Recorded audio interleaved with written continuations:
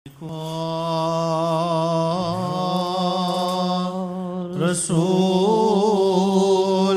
اس لیے کہتا ہوں نبی صلی اللہ علیہ وسلم بڑے رحیم کریم ہیں۔ ایک شخص سورۃ ابو لہب گھڑی گھڑی پڑھتا تھا، ابو لہب نے کتنی تکلیف دی۔ آقا جی تو نہیں چاہتے تھے ان کا چچا ایسا ہو، لیکن اس نے خود ہی دشمنی کی نا حضرت محمد مصطفیٰ کو تکلیفیں دے دے کے۔ خدا کے غضب کی آیتیں اس پر اتری، آقا نے تو نہیں اتروائی، اس نے اتروائی نا، آقا نے تو نہیں اتروائیں۔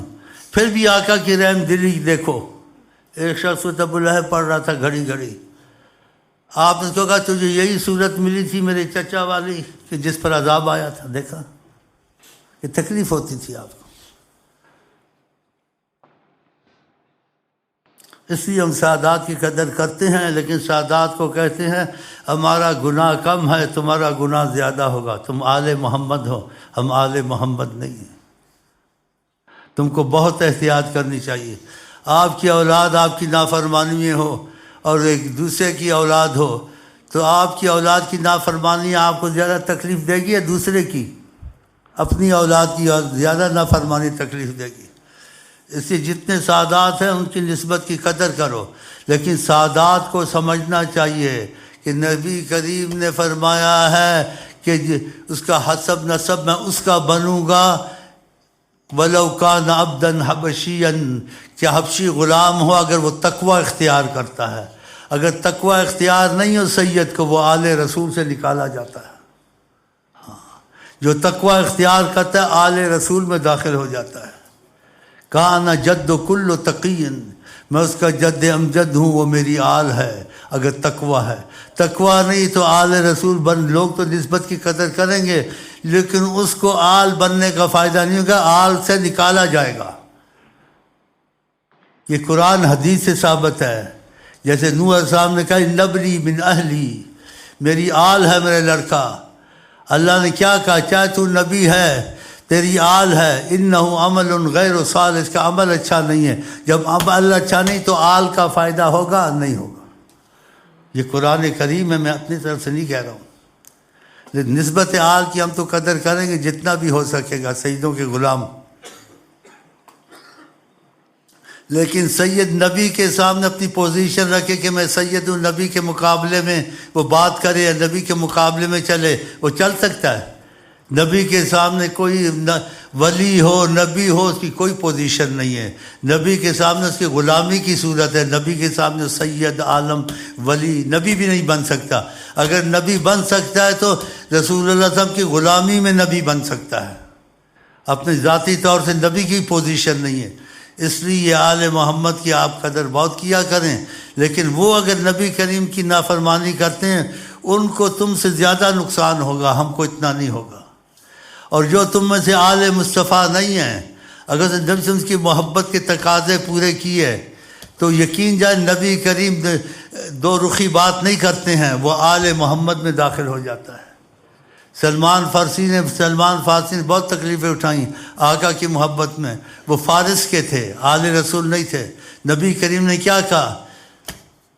سلمان من اہل البیت، سلمان ہمارے خاندان سے اہل البیت ہے، سلمان قربانی دی۔ تو تمہارا آل میں داخل ہونا، اصحابی بننا عمل سے ہوگا، نسبت سے نہیں ہوگا۔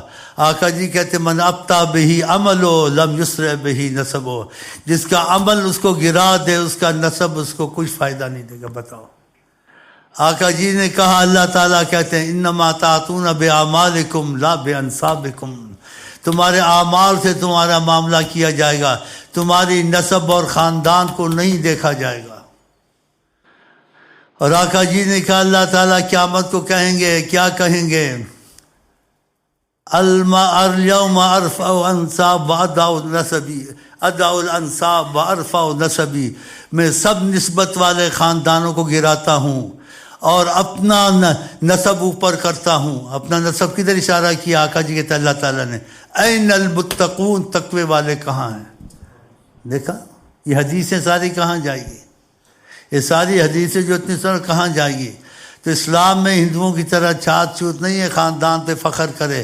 اگر کوئی فخر کرے گا خاندان پہ چاہے نماز روزہ بھی پڑھے. آقا جی نے کہا جو فخر کرتا ہے یہ چودھری مودھری جیسے بیٹھے ہوئے ہیں, پتہ نہیں شیطان ہے کہ انسان ہے, بیٹھا ہوا ہے کہ منحوس, چودھری منحوس, یہ چودھری وودھری بنتے ہیں. تو آقا جی کے دو تکبر کرے گا خدا بندر خنزیر سے زیادہ ذلیل اس کو کرے گا. اب بتاؤ آقا کی بات کہاں تم لے جاؤ گے؟ چاہے وہ چودھری ہو, چاہے وہ بزرگ ہو, چاہے وہ سید ہو, چاہے کچھ ہو. صحابہ نے کہا کہ نماز روزہ وہ پڑھتا ہے, کہا نماز روزہ پڑھتا ہے, اگر تعصب کی طرف جاتا ہے خدا اس کو جہنم میں جھونکے گا. اور بہت سی حدیثیں ہیں. تو اسلام میں جون سا ہے وہ عمل کے حساب سے دیکھا جائے گا, نسب کے حساب سے نہیں دیکھا جائے گا. کہا تم کو نسب وسب بنایا ہے شناخت کے لیے, تکبر کے لیے نہیں. کہ نسب حسب نہ ہوتے تو کیسے پتہ چلتا یہ فلانے قبیلے کا ہے, یہ فلانے کا بیٹا ہے, یہ رائی ہے, یہ سائیں ہے, یہ وائیں ہے, پھلائی ہے. تو کچھ ایسا ہوگا تو اس کا نکلے گا نا کہ ہم پہچانیں گے. سبھی ایک ہی نام, سبھی ایک ہی سب کچھ, نہ نسب نہ حسب, تو پتہ چلے گا. تو کہا انا جعلناکم شعوبا وقبائل لتعارفوا, ہم نے تم کو شعوب, قبائل, نسب, خاندان بنائے ہیں ایک دوسرے کی پہچان کے لیے. لیکن تم میں اللہ کے ہاں زیادہ مکرم اور محترم وہ کون ہوگا؟ جس کا نسب بڑا ہوگا, یا وہ آل رسول ہوگا, یا کیا, یہ نہیں کہا. کہا ان اکرمکم عند اللہ اتقاکم, اللہ کے ہاں اس کے لیے کرم ہے, عزت ہے جس نے تقوی اور خدا کا خوف اختیار کیا. انا جعلناکم شعوبا وقبائل لتعارفوا, تم کو قبول چاہ رہے ہو. یہ بھی ایسے ہی کرتے ہیں, بلوچی اور پٹھان سارے ایسے کرتے ہیں, دگا دروڑا. ہم پٹھان ہیں, ہم پٹھان ہیں, ہم پٹھان ہیں, ہم موچی ہیں, ہم بلوچی ہیں. یہ سب مصیبتیں ہیں. کوئی بلوچی پٹھان نہیں بننا ہے, خدا کا بندہ غلام مصطفیٰ بننا ہے, اور اس طرف چلنا ہے, خدا تقوی کی طرف.